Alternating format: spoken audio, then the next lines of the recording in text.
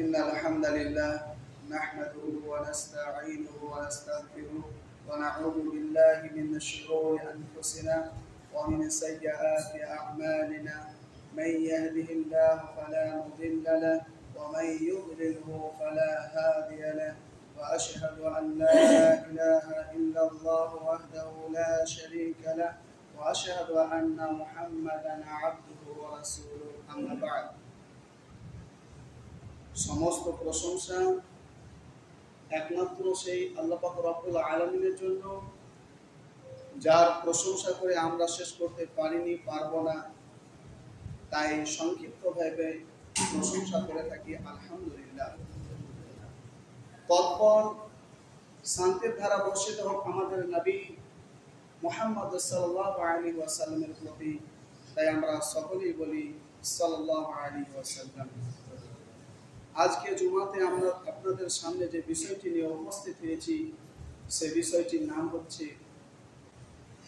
পৃথিবীতে সবচাইতে খারাপ মানুষ কারা। প্রমাণ দেখে নিন, সবচাইতে খারাপ মানুষ কারা। আল্লাহ কোরআন মাজিদে বলে দিয়েছেন, সূরা আরাফ সূরা নম্বর 7 আয়াত নাম্বার 136 176 নম্বর আয়াতে আল্লাহ তাআলা বলেছেন, ওয়াত্তাবা হাওয়াহু মান তামাতালু কামাসালিল কাল। যারা অন্তরের উপাসনা করে, অন্তর বলছে এত ঠান্ডাতে নামাজ পড়তে হবে না, এত গরমে আমার তুই মসজিদে যাবি, বাড়িতেই থাক, এত ঘেমে যাবি তো, আমার বছর বছর করতে হবে। অন্তরে বলছে জাকাত দিয়া, আর জাকাতটা কে দিছে? হ্যাঁ, অন্তরে বলছে রোজা রাখতে হবে, তো শরীরটা খারাপ হয়ে রোগা হয়ে। তো এই প্রকারের যারা অন্তরের উপাসনা করে, ওরা ওদের উদাহরণ হলো কুকুরের নেই। ওরা হলো কুকুরের নেই। যারা অন্তরের উপাসনা করে, কোরআনকে মান্যতা দেয়নি, তারা হলো কুকুরের নেই। সূরা আরাফ সূরা নম্বর 7 আয়াত নম্বর 179 আল্লাহ তাআলা বলেছেন, আমি অধিকাংশ মানুষকে এবং জিনকে সৃষ্টি করেছি তার একটি কারণ কি? জাহান্নামে দেব। কেন জাহান্নামে দেব? আল্লাহ তাআলা বলেন, কেন আমি জাহান্নামে দেব? তারা দেখেও দেখে না, তারা শুনেও শোনে না, তাদের অন্তর থেকেও তারা বুঝে না। তারা কি দেখতে পাচ্ছে না যে মসজিদের ইমাম সাহেব খুতবা দিচ্ছে? তারা কি দেখতে পাচ্ছে না কোরআন মাজিদে লেখা আছে? তারা কি শুনতে পাচ্ছে না যে মসজিদের ইমাম সাহেব খুতবা দিচ্ছে? আমাদেরকে এগুলো পড়তে হবে, এগুলো বর্জন করতে হবে। তারা চোখ থাকতে দেখছে, বই লেখা আছে, তারপরে মান্যতা দিচ্ছে না। কান দিয়ে শুনছে, ক্লাসে হোক আর মসজিদের জুমার খুতবা হোক আর জালসায় হোক না কেন, শুনছে ঠিকই, কিন্তু মান্যতা দিচ্ছে না। এদের উদাহরণ কি? আল্লাহ বলেছেন, উলাইকা কালানাম, এরা হলো চতুষ্পদ জন্তু, মানে কুকুরের চাইতেও খারাপ, শোরের চাইতেও খারাপ। এরা হলো কুকুরের নেই, এরা হলো শোরের নেই। বালহুম আযাল, বরঞ্চ তার চাইতেও খারাপ কারা? যারা কোরআনকে মান্যতা দেয়, বলে কোরআনকে ভালোবাসি, কোরআন আল্লাহর কিতাব, কোরআনকে অন্তর থেকে ভালোবাসি। যখনই কোরআন বলে নামাজ পড়ো, না না পারবো না, আপা তোমাকে খুব ভালোবাসি, বেটা এক গ্লাস পানি এনে দাও তো, আপা তোমাকে খুব ভালোবাসি, কিন্তু পানি এনে দিতে পারবো না। বেটা একটু ফ্যানটা চালিয়ে দাও তো, আব্বা তোমাকে খুব ভালোবাসি, ফ্যান চালাতে পারবো না। আমরা মুখে বলি কোরআন মাজিদকে খুব ভালোবাসি, কিন্তু যখন কোরআন মাজিদ বলছে যে তোমরা 5 ওয়াক্ত নামাজ পড়ো, কোরআন মাজিদ নামাজ পড়তে হবে না, তোমার ভালোবাসি। যখন কোরআন মাজিদে বলা হয়েছে যে তোমরা রাসূলের আনুগত্য করো, রাসূল তোমাদেরকে দাড়ি রাখতে বলছে, তোমরা দাড়ি রাখো না, এটা মানতে পারো, কিন্তু তোমাকে খুব ভালোবাসি। ভালোবাসা লাগলে ঠাট্টা করা, এর কি করা?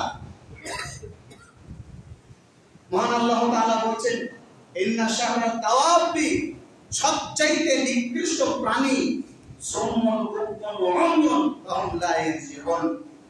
যারা চোখ থাকতেও দেখে না, যারা কান থাকতেও শোনে না, অন্তর থাকতেও বিবেচনা করে না, তারা সবচাইতে নিকৃষ্ট মানুষ কারা? সহিহ বুখারী হাদিস নাম্বার 427 সেখানে বলা আছে সবচেয়ে নিকৃষ্ট মানুষ যারা বাড়িতে ছবি মূর্তি রাখে, যারা ছবি মূর্তি তৈরি করে, তারা হলো সবচেয়ে নিকৃষ্ট মানুষ। উলাইকা শিরারুল খালক, তারাই হলো সবচেয়ে নিকৃষ্ট মানুষ। আমাদের প্রায় প্রত্যেক বাড়িতে আপনি ছবি মূর্তি পাবেন, ক্যালেন্ডারে পাবেন, নেতাদের ছবি পাবেন, দোকানে দোকানে পাবেন। এরা হলো সবচেয়ে নিকৃষ্ট মানুষ। আমার বিষয় কি ছিল যে সবচেয়ে নিকৃষ্ট মানুষ কারা, এই দেখেন আসছি প্রবলেম। তারপরে বলা আছে সবচেয়ে নিকৃষ্ট মানুষ কে, ইন্না শাররান ইনদাল্লাহি মানজিলাতান ইয়াউমাল কিয়ামা, কিয়ামতের দিন সবচেয়ে নিকৃষ্ট মানুষ হবে কে, আলিম। ওই জ্ঞানী ব্যক্তি যে কোরআন পড়া জানতো বা কোরআন হাদিসের কথা জানতো, লা ইয়ান্তাফিউ বিইলমিহি, সে কিন্তু মানতো না, জানতো কিন্তু মানতো না, সে হলো সবচেয়ে নিকৃষ্ট মানুষ, সবচেয়ে খারাপ মানুষ।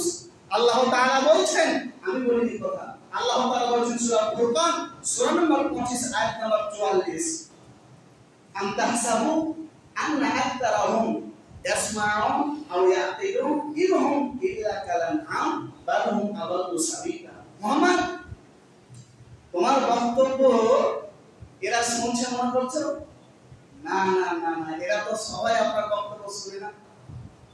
শুনে ঠিকই, মানার উদ্দেশ্যে বসে না। এরা শুনে ঠিকই কিন্তু মানবো এই উদ্দেশ্যে বসে না। আপনি মনে করছেন তারা শুনছে এবং বুঝছে, না না, শুনে ঠিকই কিন্তু শোনার মতন শুনে না, বুঝে ঠিকই কিন্তু বুঝার মতন বুঝে না, মানে মানার উদ্দেশ্যে শুনে না, বুঝে না।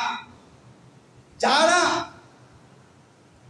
মসজিদে জুমার খুতবা শুনতে আসে, কোন জালসা শুনতে যায়, তাদের উদ্দেশ্য যদি এটা না হয় যে আমরা শুনলাম, আমরা সাধ্য অনুযায়ী মান্যতা দেওয়ার চেষ্টা করব, আল্লাহ বলেন তাদের সম্পর্কে যদি এরকম উদ্দেশ্য না হয়, ইনহুম ইল্লা কালানআম, তারা হলো জানোয়ারের নেই, তারা হলো জানোয়ারের নেই। বাল হুম আদাল্লু সাবিলা, বরঞ্চ তার চাইতেও খারাপ। আমরা শত শত শত শত জালসার বক্তব্য শুনি, আমরা শত শত শত জুমার খুতবা শুনি, তারপরেও আমাদের মধ্যে কোনো পরিবর্তন নাই, আমাদের মধ্যে কোনো উন্নতি নাই, কোনো পরিবর্তন নাই। কারণ আমাদের তো নেকির হাড়ি ফোটা, আমরা তো নিকৃষ্ট মানুষ। আল্লাহ নবী সাল্লাল্লাহু আলাইহি ওয়াসাল্লাম বলেন সবচেয়ে খারাপ মানুষ কে, সুনান ইবনে মাজাহ। আল্লাহ নবী বলেন কি, সবচেয়ে খারাপ মানুষ কে, আব্দুন আযহাবা আখিরাতাহু বিদুনিয়াহু, যে দুনিয়ার কারণে পরকালকে হারিয়ে ফেললো, যে দুনিয়ার কারণে পরকালকে হারিয়ে ফেললো। অনেক মানুষ আছে তাদেরকে বলা হয় নামাজের কথা, বলে বাবা রে নামাজ পড়ার ইচ্ছে খুবই, কিন্তু কাজ দিয়ে পারিনি, কাজ দিয়ে হয়নি, দুনিয়া দেখাই দুনিয়া। অথচ আল্লাহ বলেছেন বাল তুতিরুনাল হায়াতাদ দুনিয়া ওয়াল আখিরাতু খায়রুন ওয়া আবকা, দুনিয়ার চাইতে তোমরা পরকালকে বেশি প্রাধান্য দাও, কিন্তু মানুষ কি করছে, এখন দুনিয়াকে বেশি প্রাধান্য দিচ্ছে। তো আল্লাহ নবী কি বললেন, আব্দুন আযহাবা আখিরাতাহু বিদুনিয়া, যে ব্যক্তি পরকালকে হারিয়ে ফেলে দুনিয়ার কারণে, সে হলো নিকৃষ্ট মানুষ, সে হলো নিকৃষ্ট মানুষ। সবচেয়ে নিকৃষ্ট মানুষকে সহিহ বুখারী আল্লাহ নবী সাল্লাল্লাহু আলাইহি ওয়াসাল্লাম বলেন 3493 নম্বর হাদিস, তাজিদুনা শাররান নাসি ইয়াওমাল কিয়ামাতি দাল ওয়াজহাইন, সবচেয়ে খারাপ মানুষ হবে কিয়ামতের দিন খারাপ, যারা মানুষের বদনাম করে, যারা মানুষের নামে বদনাম করে, যারা মানুষের চুগলখড়ি করে। এই কথা থেকে আমার একটা ঘটনা মনে পড়ে গেল। একজন হুজুর সাহেবের এক হিন্দু ব্যক্তির বন্ধুত্ব, এক মৌলভী সাহেবের সাথে এক হিন্দু ব্যক্তির বন্ধুত্ব।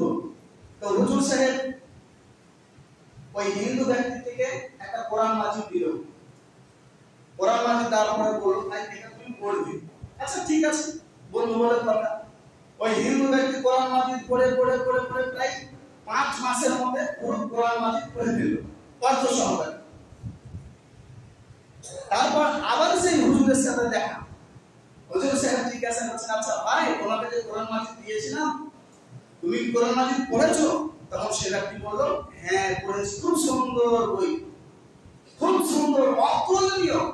আমি যত ধর্মগ্রন্থ পড়েছি সবচাইতে বেটার, বেস্ট লেগেছে, আমাকে ভালো লেগেছে এই কোরআন মাজিদ।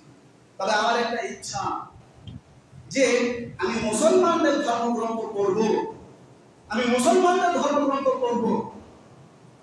তখন হুজুর সাহেব বললেন, এই কোরআন মাজিদ হচ্ছে মুসলমানদের ধর্মগ্রন্থ। হিন্দু ব্যক্তি বলছে এটা হতে পারে না, এটা অসম্ভব, এটা হতে পারে না, আপনি আমাকে মিথ্যা কথা বলছেন। বলছে না, আমি সত্য কথা বলছি, এই কোরআন মাজিদ হচ্ছে মুসলমানদের ধর্মগ্রন্থ। তখন হিন্দু ব্যক্তি বলল, এই কোরআন মাজিদ মুসলমানদের নয়, যদি মুসলমানদের হতো তাহলে আমি কোরআন মাজিদে পড়ে দেখেছি সূরা মাইদার 90 নম্বর আয়াতে মদ পান করা হারাম, সূরা বাকারা 221-22 নম্বর আয়াতে মদ পান করা হারাম, 219 নম্বর আয়াত মদ পান করা হারাম। তো সবচেয়ে মদ কারা বেশি পান করে? এই মুসলমানের বাচ্চা, এই মুসলমানের বাচ্চা। আমি কোরআন মাজিদে পড়ে দেখেছি লেখা আছে কোরআন মাজিদে সুদ খাওয়া হারাম। এমনকি কোরআন মাজিদের ব্যাখ্যাতে হাদিসে লেখা আছে মায়ের সাথে জেনা করার চাইতে বড় পাপ। সবচেয়ে বেশি সুদ প্রচার, সবচেয়ে অহরহ প্রাইমারিতে সুদ, এটা কারা? এটা হচ্ছে মুসলমানের বাচ্চা, এটা হচ্ছে মুসলমানের বাচ্চা।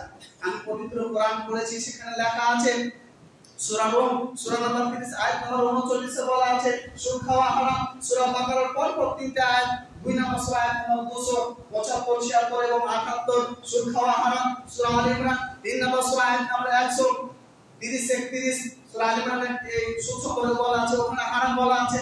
সূরা নিসা 4 নম্বর সূরা আয়াত নম্বর 61 সুদ খাওয়া হারাম। তারপরেও যদি এরা মুসলমানই হতো তাহলে কোরআনকে মানতো অবশ্যই। তার মানে এরা মুসলমান না, এরা মুসলমান না ভাই, এরা মুসলমান না। আর নইলে এটা মুসলমানদের ধর্মগ্রন্থ হতে পারে না। আমি কোরআন মাজিদে দেখেছি, কোরআন মাজিদে লেখা আছে হিংসা করা হারাম, মিন শাররি হাসিদিন ইযা হাসাদ।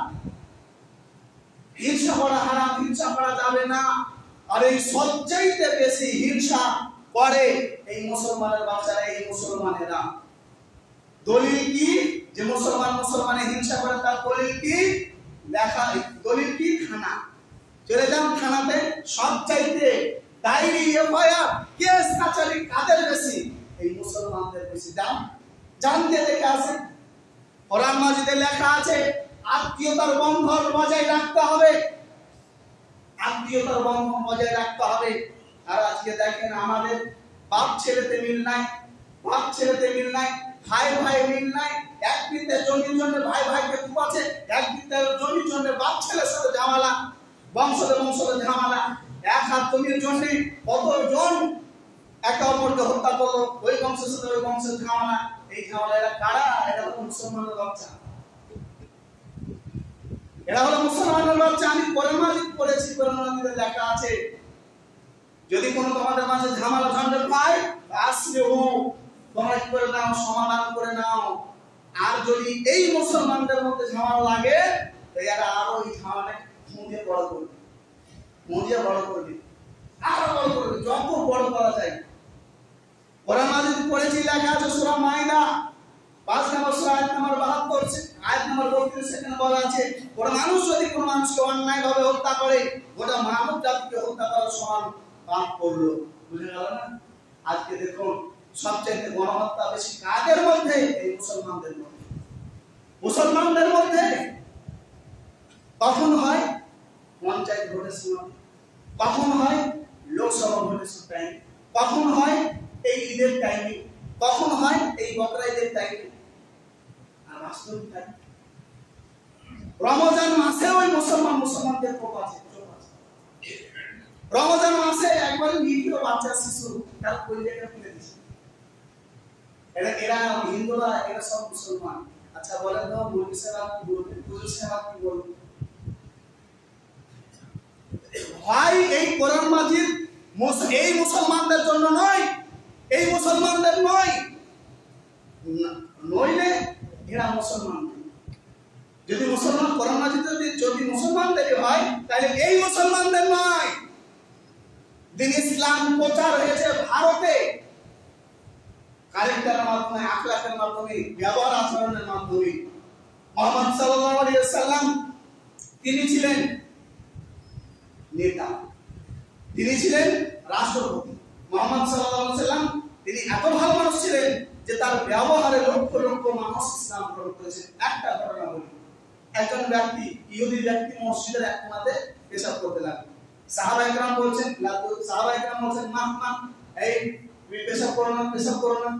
আল্লাহ নবী বলছেন লা তুসিরু, এই কত বাধা দিন পেশাব। পেশাব করা কমপ্লিট হলো, আল্লাহ নবী তাকে ডাকলেন, বললেন যে দেখো এটা আমাদের ইবাদত নয়। আমরা এখানে কোরআন মাজিদ পড়ি, আমরা নামাজ পড়ি, জিকির আজকার করি, এখানে এটা উচিত নয়। লা ইয়াসলু, এটা উচিত নয়, পেশাব করা উচিত নয়। কত সুন্দর ব্যবহার আচরণ। তো এই হাদিসের ব্যাখ্যাতে কি দেওয়া আছে জানেন? ওই একজন ইহুদি ব্যক্তি যে পেশাব করে, ওই ব্যক্তি বলছে আল্লাহ নবী, আমি দুনিয়াতে তো অনেক জায়গা ছিল, আমি ওই সব জায়গাতে পেশাব না করে এখানে কেন পেশাব করতে এসেছি জানেন? আপনাকে চেক করার জন্য, আপনাকে টেস্ট করার জন্য, আপনার ব্যবহারকে রাখুন। আপনার ব্যবহারের কাছে আমি খান বের করি, সে কালেমা পাঠ করল। সোহাবিন ওসান সে ছিল চোর, সোহাবিন ওসান সে ছিল চোর, তাকে মসজিদের পিলারে বাঁধা হলো।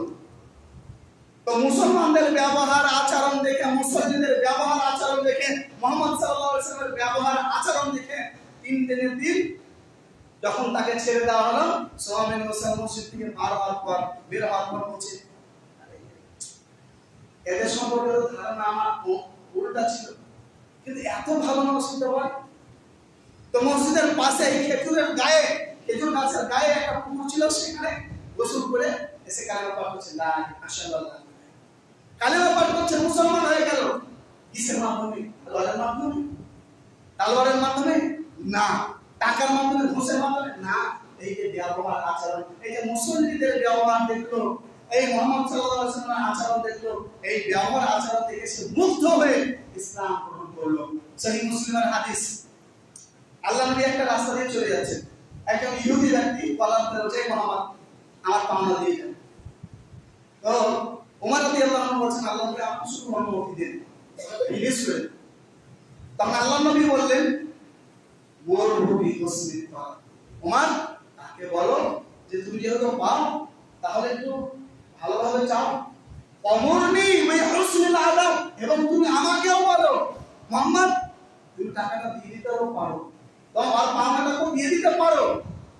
তখন ওই ইহুদি ব্যক্তি বলছে, কান্না করছে আর বলছে, আল্লাহ নবী আপনাকে আমি চেক করতে এসেছি।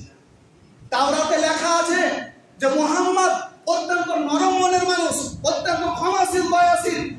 সূরা তাওবার শেষ আয়াতে বলা আছে, লাকাদ জাআ রাসূলুম মিন আনফুসিকুম আসিসুন আলাইহি মা আনিতুম হারিসুন আলাইকুম বিল মুমিনিনা রাউফুর রহিম। রাউফুর রহিম, আল্লাহ নবী সাল্লাল্লাহু আলাইহি ওয়াসাল্লাম অত্যন্ত দয়াশীল, অত্যন্ত ক্ষমাশীল। তো এই কথা একেবারে ঠিক যে আপনি হলেন শেষ রাসূল, শেষ নবী। আশহাদু আল্লা ইলাহা ইল্লাল্লাহ ওয়া আন্নাকা রাসূলুল্লাহ, কালেমা পাঠ করলো, মুসলমান হয়ে গেল। তো সাহাবায়ে কেরামদের ব্যবহার আচরণ দেখে, মুহাম্মদ সাল্লাল্লাহু আলাইহি ওয়াসাল্লামের ব্যবহার আচরণ দেখে মানুষ ইসলাম গ্রহণ করেছে। এই ভারতে ইসলাম এলো কিভাবে? কেরালাতে পেরুমল বংশের সর্বশেষ রাজা হলো পেরুমল। আর 1 মিনিট বলবো এবং প্রসেস করব, খুব বড় আছে। তো চেরুমল বংশের সর্বশেষ রাজা হলো পেরুমল। পেরুমল যখন দেখলো সাহাবায়ে কেরাম ব্যবসা করতে আসছে, তো তাদের ব্যবহার আচরণ দেখে খুব মুগ্ধ। বলছে, আরে সাহাবায়ে কেরাম দান করার দিক দিয়ে তারা আগিয়ে, মানুষ বিপদে পড়লে তারা আগিয়ে, তারা কোনোদিন মিথ্যা কথা বলে না, তারা মানুষের বদনাম করে না, তারা মানুষের বিপদ করে না, এত ভালো মানুষ। তখন রাজা চেরুমল রাজা পেরুমল তার সিংহাসন ছেড়ে মক্কাতে আল্লাহ নবীর কাছে ইসলাম গ্রহণ করলো এবং মালিক বিন দিনারকে বলল যে তুমি যাও আর ওখানে গিয়ে একটি মসজিদ তৈরি করো, যে মসজিদের নাম রাখবে চেরুমল মসজিদ। এখন আপনি ইন্টারনেটে সার্চ করেন পাবেন সর্বপ্রথম ভারতের মসজিদ হলো চেরুমল মসজিদ। তাহলে সে ইসলাম গ্রহণ করলো কিসের কারণে? ব্যবহার আচরণের মাধ্যমে। ব্যবহার আচরণের মাধ্যমে। পুরো বর্তমান সময়ে আমাদের বেনামাজি ভাইদের তো অবস্থা আছে, কিছু মুসল্লি আছে যাদের ব্যবহার আচরণ, যদি একজন কোন অমুসলিম ইসলাম গ্রহণ করতে আসে আর এদের ব্যবহার আচরণ দেখে, সে মুসলমান হবে না, পালিয়ে যাবে। वो जमाने में मुअज्जर थे मुसलमान होकर और हम खार हुए हैं तारीख कुरान होकर। একটা সময় ছিল মুসলমানদের অত্যন্ত শ্রদ্ধা করা হতো, সম্মান দেওয়া হতো, আর বর্তমান সময়ে তাদেরকে সম্মান দেওয়া হয় না, শ্রদ্ধা করা হয় না। কারণ আগেকার যে মুসলমান ছিল তাদের মধ্যে ধর্মভীরতা ছিল, কোরআনকে ফলো করতো, আর আমাদের মধ্যে ধর্মভীরতা নাই, আর আমরা কোরআনকে ফলো করি না। কবরে কিন্তু কোন পার্টি দেখবে না, এই বিজেপি একে ছেড়ে দেবে, এই তৃণমূলের একে বাদ দিয়ে ছেড়ে দেবে, সব লাগবে, এই কংগ্রেসের এই করে দেয় না, এই সিপিএমের বা এই নীল দলের বা এই অমুক দলের বলবে নাকি? বলবে এই আলেম এই পাঁচ আলেম মানে জান্নাতি, এই হাফেজ মানে জান্নাতি, আর এই মুফতি মানে পাঁচ, এই কারি মানে পাঁচ। আল্লাহ তাআলা দেখবেন আমল এবং নিয়ত।